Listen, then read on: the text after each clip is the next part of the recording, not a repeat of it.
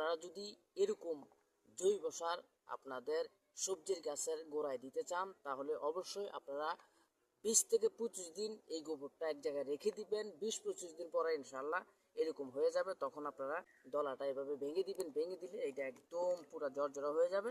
তখন আপনারা এভাবে প্রত্যেকটা চারার গোড়ার মধ্যে দিয়ে দিবেন।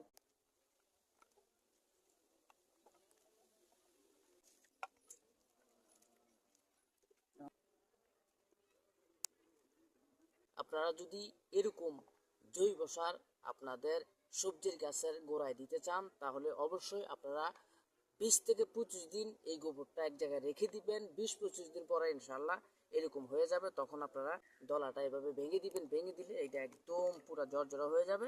তখন আপনারা এভাবে প্রত্যেকটা চারার গোড়ার মধ্যে দিয়ে দিবেন।